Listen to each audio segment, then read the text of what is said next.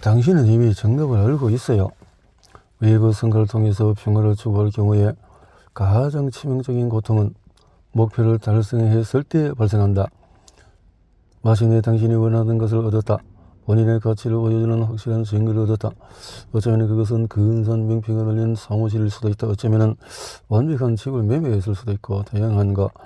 그것은 수많은 상담사 완벽주의자들이 직접 보고한 완벽주의의 가장 당혹스러운 측면 중에 하나다. 부적응적의 완벽주의자는 목표를 달성해서 완벽한 수준에 도달해도 여전히 만족하지 못한다.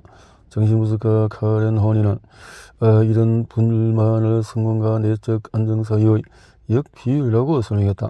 그런 사람은 내가 해냈다라는 느끼는 것이 아니라 그냥 그 일이 났구나 그렇게 생각한다. 모든 것을 그렇게 적극적인 마음에서 받지 않고 주의 전문가 폴 휴잇 박사, 또 고든 플랫 박사, 미카엘 박사는 완성적인 불만 대신에 완벽주의가 지속되는 것은 강화에 대한 수십 년간의 연구와 생각에 서로 직접적으로 위배되기 때문에 당혹스럽다라고 덧붙인다. 많은 연구에서는 목표 달성이 단순히 일부 완벽주의자를 만족시키지 못하는 게 아니라는 것을 강조한다. 목표를 달성하면 완벽주의자들의 기분이 나빠지는 경우도 많다. 자기가 원하던 것을 얻거나 심지어 목표를 초과 달성한 뒤에도 기분이 나빠지는 이유는 뭘까?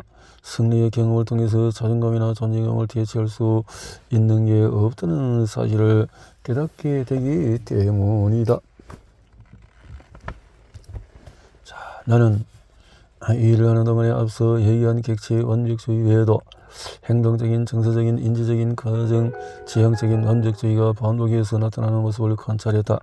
먼저 그들의 행동적인 완벽주의는 어떤 일을 완벽하게 수행하는 것이지만 자기가 맡은 역할과 관련해서 완벽하다고 생각하는 행동 방식을 스스로에게 강요하는 것도 포함될 수 있다. 행동적인 완벽주의는 자신의 행복을 희생시키는 결과에 연연하지 않고 개선된 성과를 고무시킬 때의 적응력이 있다. 예를 들면 내가 좋아하는 일을 열심히 하면 기분이 좋으니까 이 피아노 곡을 마스터하고 싶다. 연주회 당일에 실수해도 별 상관은 없지만 내게 최선을 다할 기회를 줘야 한다는 생각이다. 자신의 행복을 희생하면서까지 행동적인 완벽주의에 빠지는 건 부정적인 태도다. 예를 들어서 불편한데도 불구하고 시댁 식구들이 근처에 올 때마다 계속 당신 집에 머물러라고 한다. 그게 완벽한 며느리라고 생각하기 때문이다. 아니면 회의 도중에 얘기를 놓쳐서 질문하고 싶은데 항상 내용을 속속들이 알고 있는 완벽한 직원이 되고 싶다는 생각에 가만히 있는 것이다. 누구나 가끔은 자신의 가장 진실한 자아를 대신해서 행동하는데 어려움을 겪는다. 이렇게 진실한 자아를 대신해서 행동하지 못하는 것이 패턴화된 반응으로 발전하면 기능장애가 나타난다. 계속해서 자신의 필요, 목표, 가치관에 위배되는 방식으로 행동해야 한다는 의무감을 느낀다면 그건 대부분 자기가 얽매이고 있다는 사실을 깨닫지 못하는 행동적인 완벽주의의 기준에 대한 의무감이다. 인지적 완벽주의는 미지수를 완벽하게 이해하는 것과 관련이 있다. 인지적인 관점에서 완전히 이해할 수 있는 시스템과 공식이 몇 가지 있다. 예를 들어서 우리 창고에서 고객의 문 앞까지 제품을 배송하는 방법에 대한 모든 세부적인 사항 같은 것이다. 이런 과정을 분석적으로 이해하는 데는 매우 유용하지만 엄격하게 공식화된 시스템을 벗어나면 뭔가 완벽하게 이해하거나 알고자 하는 욕구 때문에 꼼짝달싹 못하거나 길을 잃을 수 있다.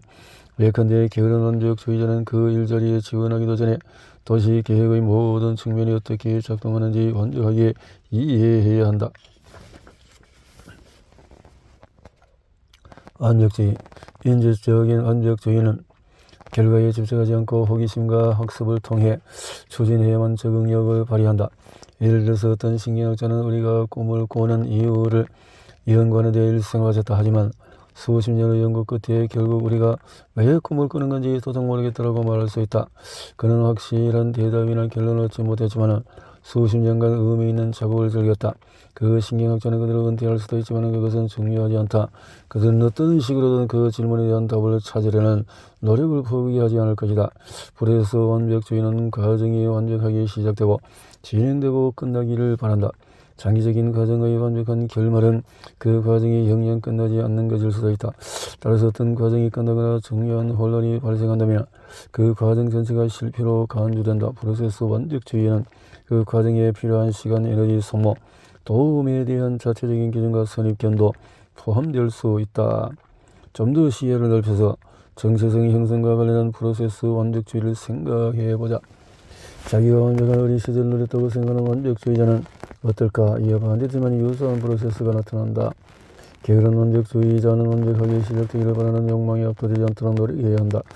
난자형 완벽주의자는 과정이 완벽하게 진행되지 않으면 꼼짝할 수가 없다. 열정형 완벽주의자는 과정이 완벽하게 끝나는 것에 집착한다. 낭만형 완벽주의자는 목표는 기본적으로 대인관계와 관련이 있기 때문에 그들은 다른 이들과 연결되어 있다고 느끼기만 하면 자기가 과정의 어느 단계에 있는지 신경 쓰지 않는다. 전형적인 완벽주의자는 조직력을 발휘하면서 어느 정도 안정감을 얻을 수만 있으면 자기가 어느 단계에 있는지 신경 쓰지 않는다. 모든 완벽주의 유행과 마찬가지로 프로세스 완벽주의도 그에 따라서 삶의 질이 좌우되는 게 아니다. 본인에게 도움이 되는 방향으로 사용해야만 적응력을 발휘할 수 있다. 재능은 있는데 기술을 연마할 기회가 없는 것은 고통스러운 일이다. 그 재능을 부담스러운 짐으로 여기는 것 또한 고통스럽다. 프로세스 완벽주의로 이익을 얻기 위해 공식적이나 전문적인 역량으로 구현할 필요는 없다. 정서적인 완벽주의는 완벽한 감정 상태에 있기를 바라는 것이다. 더 엄마들에게 완벽한 감정 상태는 아이가 시끄럽게 굴 때 아이에게 짜증을 내지 않고 참는 것도 포함될 수 있다. 이때 그녀가 느끼는 감정은 짜증이고 느끼는 시간은 아이가 시끄럽게 굴 때이며 느끼는 정도는 미미하다. 바람직하지 않은 감정을 받아들인 것에 대해 부분적으로 통제된 반응을 보이는 것은 드문 일이다. 감정적인 완벽주의 때문에 씨름하는 완벽주의자 입장에서는 모든 것이 시간을 재거나 측정해야 할 대상이다. 그들은 음정 조절 장치를 조작하듯이 자신의 감정을 조절하려고 하는데 이때 그들이 조절하는 감정은 나쁜 것만이 아니라 완벽한 감정적인 반응에는 기분이 좋지 않을 때 억지로 감사함을 느끼도록 강요하고 적응적인 완벽주의자가 자신의 감정적인 반응이 마음속에 품고 있던 이상적인 반응과 다르다는 것을 알아차리면 어떻게 될까? 감정적인 완벽주의는 유연성과 고의성이 특징인 이상적인 감정 상태를 만들고 자신의 이상을 사용해서 긍정적인 변화를 향한 동기를 부여할 때 적응력을 발휘한다. 그리고 이상은 달성하기 위한 게 아니라 영광을 주기 위한 것임을 기억하면서 새로운 직업을 찾을 때 이 이상이 당신을 안내하도록 한다. 정서적인 완벽주의는 항상 행복을 느끼고 싶다는 그런 간단한 문제가 아니기 때문에 레이더에 잡히지 않는다. 그건 개인화된 사적인 경험이다. 최후의 의미에 대한 완벽주의자의 비전만큼 정서적인 완벽주의가 명확하게 드러나는 것도 없다. 자기가 치유되었다는 증거로 특정한 상황에서 특정한 감정을 특정한 수준으로 느끼고 싶어한다. 마리사에게도 그런 일이 일어났다.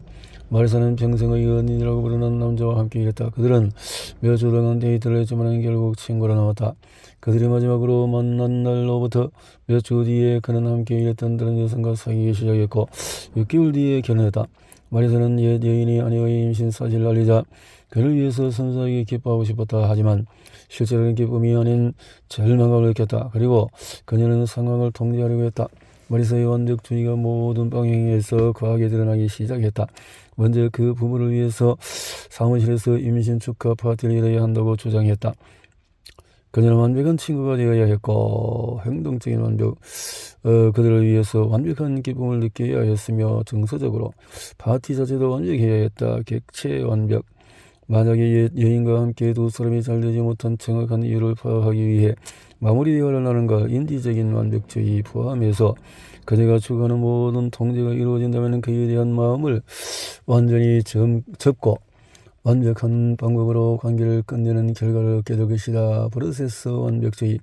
그건 엄청난 규모의 행동 계획이었다. 우리는 정서적인 완벽주의 문제부터 시작했다. 나 임신 축하 파티에서 그가 아내의 배에 손을 얹고 우는 모습을 봤을 때 적절한 반응이 뭐라고 생각해요? 마리사, 잊을 수 없을 정도로 기분이 좋았으면 좋겠어요.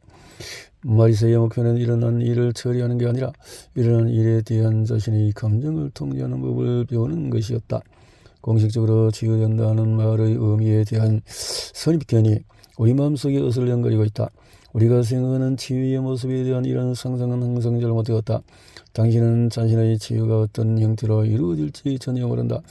치유를 정의하는 하나의 방법은 가능성의 마음을 열어두는 것이다.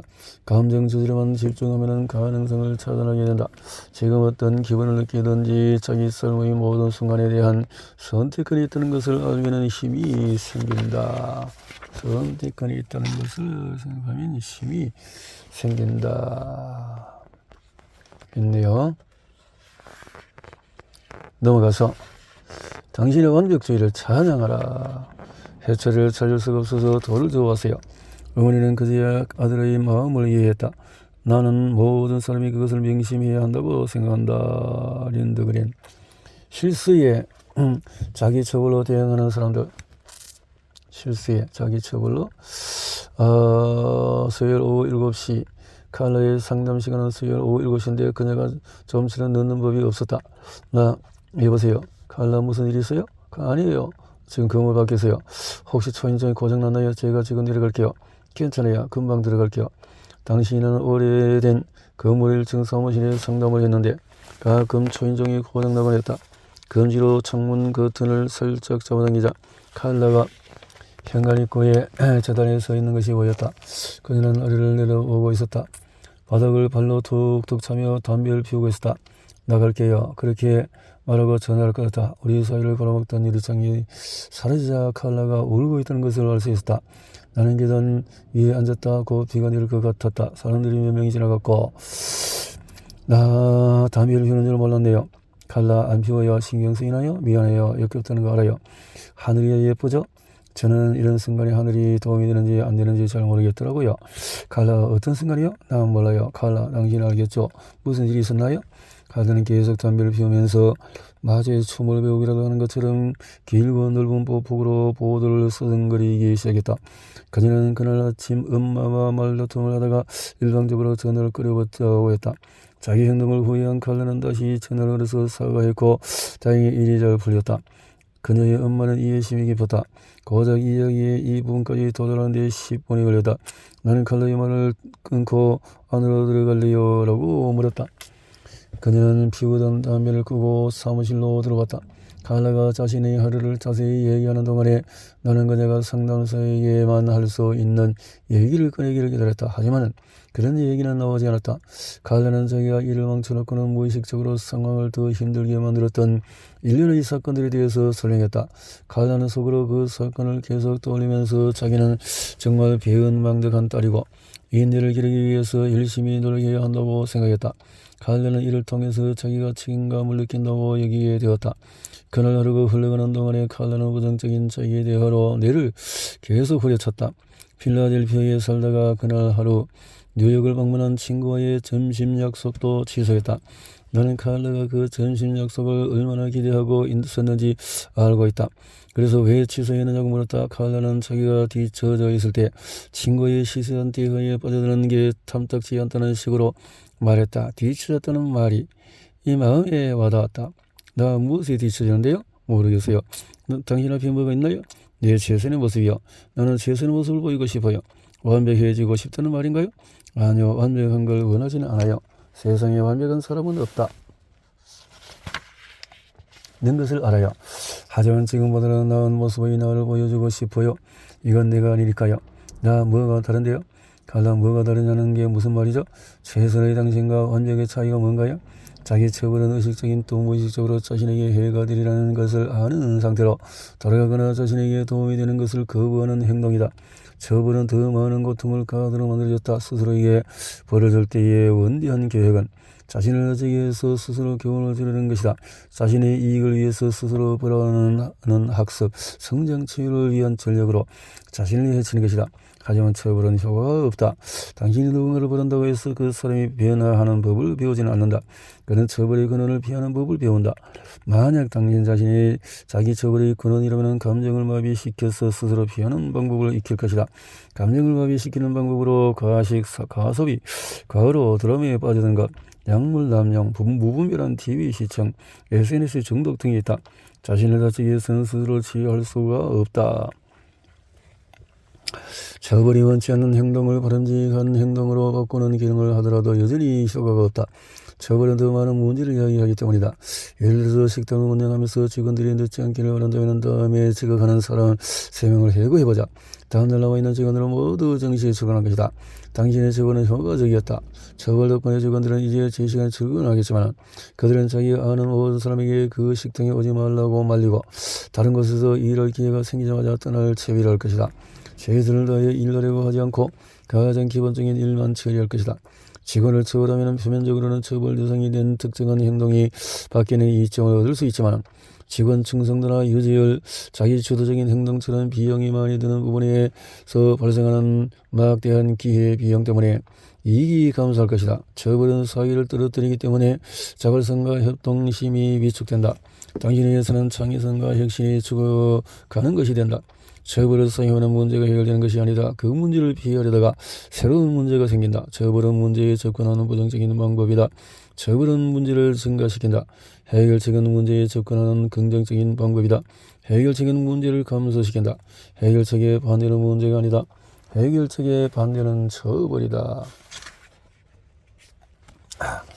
완벽주의자는 처벌을 통해서는 원하는 목표를 이루지 못하는 것을 이해해야 한다.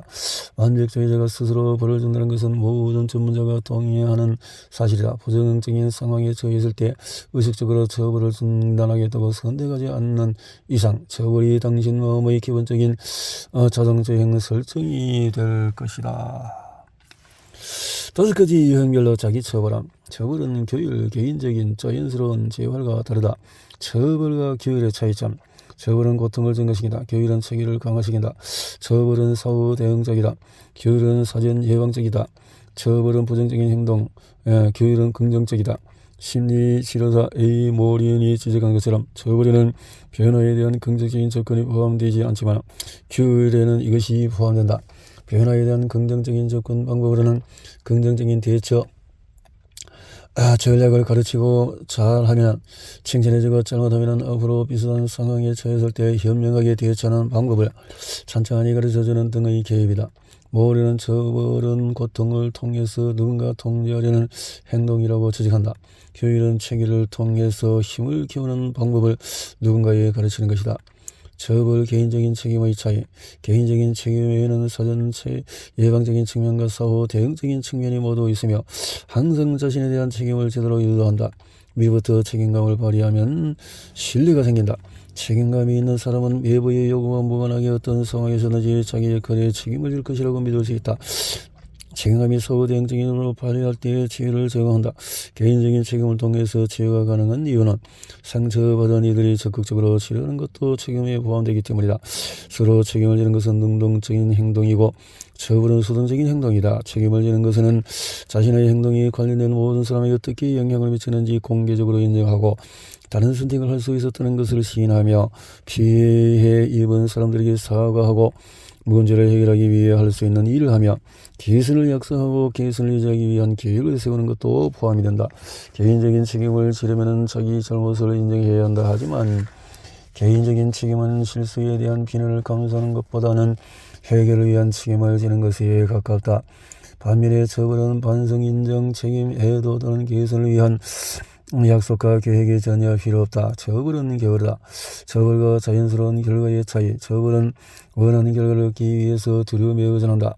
자연스러운 결과는 원하는 결과를 얻기 위해서 자기가 한 선택의 영향을 이해하는 데 의존한다. 전제는 나는 잘못된 일을 하는 것이 두렵다라는 생각을 낳고 후자는 나는 적극적으로 원하는 일을 하고 싶다는 사고방식을 낳는다. 처벌은 처벌의 원인을 회피하도록 독려한다. 자연스러운 결과는 애초에 부정적인 선택을 피하고 보다 긍정적인 선택을 적극적으로 추구하도록 장려한다. 자기 처벌은 어떤 모습을 띠는가? 자신을 처벌하려는 생각을 없애려면 자기 처벌이 어떤 형태로 드러나는지 제대로 알아야 한다. 우리는 처벌을 감옥에 가거나 특권을 박탈당하는 등의 실제적인 모습으로 생각한다. 그러나 자기 처벌은 스스로 의식하지 못하는 경우가 많다. 자기 처벌 방법은 의뢰 아침에 카페에 쌓여있는 커피 잔보다도 많지만 완벽주의자는 본인의 확실한 자기 처벌 방식을 고수한다. 게으른 완벽주의자 반처. 자신을 타인이나 이상화된 버전의 자신과 부정적으로 비교한다. 지금까지 이런 성공을 최소화하고 자기는 무조건 사람이라고 이거라는 비생산적이고 우회적인 생각에 에너지를 집중한다. 상상해보자. 그녀는 멍한 눈으로 지하철에 올라타서 지하철이 움직이는 대로 흔들리고 있다. 자기가 하지 않는 모든 일에 대한 후회와 원망에 사로잡혀서 내려야 할 것을 놓친다. 전형적인 완벽주의자 분열. 해야 할 일에 따라서 움직이지만 의미 있게 참여하는 것이 아니라 공허한 분주함에 집중한다. 상상해보자. 그녀는 섹스하는 동안에 침대 헤드의 먼지를 털어낸다. 낭만형 완벽주의자 비맞추기. 아무도 부탁하지 않았는데 자진해서 도움을 제공한다. 다각도로 자신을 증명하라고 애쓰는 것이다. 그녀는 자신보다 다른 사람의 즐거움과 편안함을 우선시한다. 모든 사람이 쉽게 다가올 수 있으리라는 생각하는 자신을 연기하면서 누군가와 진정으로 연결될 수 있는 기회를 거부한다. 상상해보자. 그녀는 반짝이는 짧은 옷을 입고 밤새 춤을 춘다. 몇 시간 동안 열정적으로 탭 댄스를 추고 빈 접시 앞에서 땀을 흘린다. 열정형 완벽주의자. 대인관계 관련된 혼란. 사랑과 지지가 가장 필요한 순간에 도를 벗어난 행동과 사회적인 위축으로 모든 사람을 밀어낸다. 상상해보자. 그녀는 자신을 가장 사랑하는 사람들이 똑바로 걸어가서 얘기 좀 할까요? 라고 말하는 대신에 수류탄을 뽑고 떠나버린다. 난잡형 완벽주의자. 정체된 발전. 자신의 아이디어가 번창하고 발전하고 성숙하도록 허락하지 않는다. 보다 일반적인 처벌들. 비판적이고 부정적인 자기 대화를 계속한다. 예를 들어서 다음과 같은 내용이 머릿속에서 재생되도록 하는 것이다. 나는 어떻게 이렇게 멍청하지? 차라리 그만하는 게 낫겠어. 정말 형편없잖아. 자기 삶에 좋은 것을 스스로 파괴한다. 예를 들어 꿈꾸던 직장에 취직하기 위해서 면접 기회를 얻었는데 전날 밤 늦게까지 술을 마신다. 숙취가 심해서 면접을 마치고 결국 그 일자리를 얻지 못한다.